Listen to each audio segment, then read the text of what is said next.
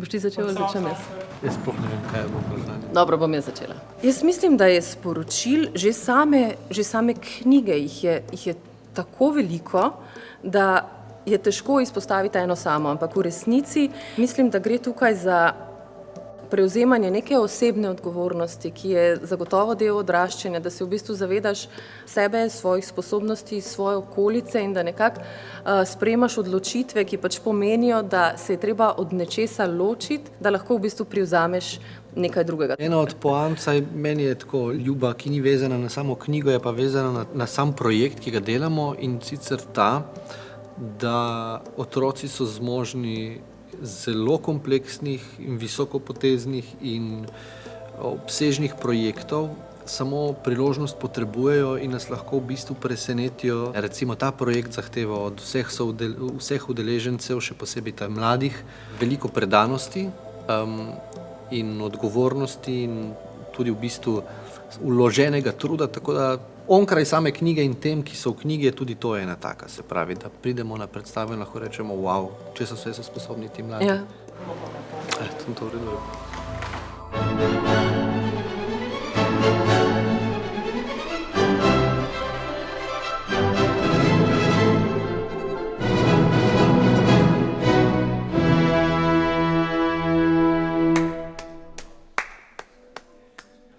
Čas imam občutek, da nam je bila klasična glasba ukradena. In so jo naredili resno, kompleksno. Ampak temu ni tako. V predstavi Klasični artač pokažemo, da je klasična glasba žur glasba, zabavna glasba. Oziroma, se to ni predstava. To je moj domači habitat. Ali ti je že razložiti Mozarta ali imitirati Jana Plestenjaka? Ma kva pa vem? Mozart je pisal 40. simfonijo ob sveči. Jaz komad napišem na pomolu. Mozart je bil veselakar, rad ga je žural. Jaz sem pa čustven. Mozart je pisal, jaz gledam v daljavo.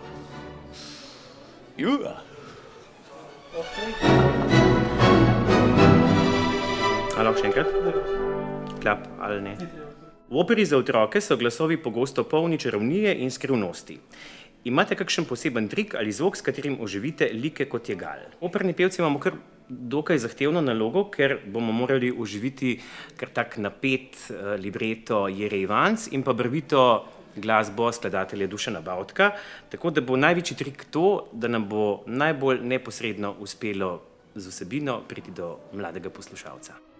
Mislim, da je najbolj temeljno sporočilo te prve operne detektivke to, da mladi še vedno razmišljajo svojo glavo, da jim ni vseeno za medsebojne odnose, da skrbijo za naravo in da znajo namesto World Wide Weba uporabiti Wood Wild Web. Pridite, napeto bo. A te jaz vprašam? Lahko.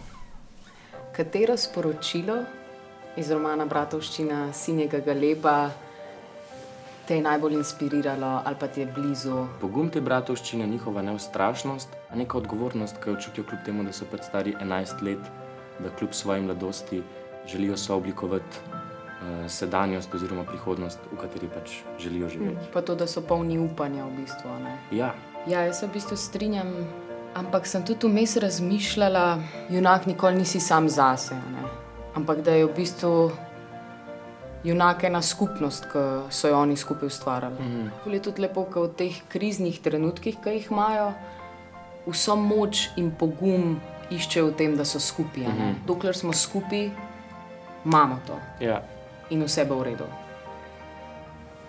Se strinjam, ful si lepo povedala.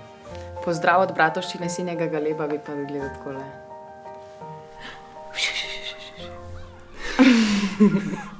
A boš vam pa not skakal? Ja. Ampak zdaj pa ključno vprašanje. Zakaj učence pripeljati na najino predstavo? Vsi vemo, da jih spodbujate k pripravam za NPZ-je že od malih nog, ampak naletite na gluha ušesa. Potem pa mesec, dva pred NPZ-ji panika in iščejo bližnjice, kar dan današnji pomeni ChatGPT. Jaz sem ChatGPT vprašal, ali mi lahko našteješ 3 najbolj znane pesmi Franceta Prešerna. In veš, kaj mi je pokazal? Zdravljica, Naša četica koraka in Ivan Cankar.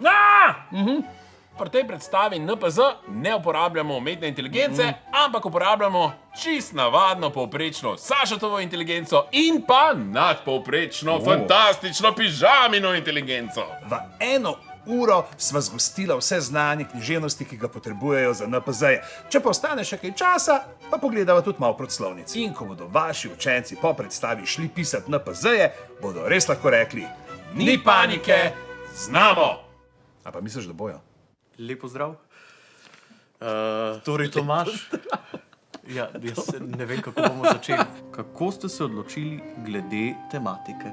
Jaz sem zelo dosti delal s tem materialom. Druga zadeva, ki je na to vplivala, je seveda, da sem jaz iz Koroške in gor je pač tale naš kralj Matjaž. Predvsem sem imel po mislih zbor teh najmlajših pevcev in sem si predstavljal, da njim bo verjetno zelo fajn, če bojo se v enem trenutku spremenili vojščake in oni bojo šli se boriti s kraljem Matjažem in sabljati in tako naprej. Ne? Ja, meni je bilo izredno všeč ta ideja, da je temno in svetlo. Zbor se prepolovi na neki točki in eni so s turško vojsko, spet drugi so od vojske kralja Matjaža. In potem je to šlo v zgodbo tako zabavno, da v bistvu ta strašni Turek je seveda poražen, zbor spet nazaj dobi svojo vojsko in temni grejo spet v svetlobo in potem se bo gora odprla, to je pa naša verzija. Bomo malo tiho, sicer, ker je presenečenje. Meni je bilo zelo fajn predstavo narediti potem na koncu tako z eno tako umirjeno uspavanko, ki je optimistično gledal v jutri. Karkoli se prej zgodi, jutri nas čaka nov, pa sigurno lepši dan.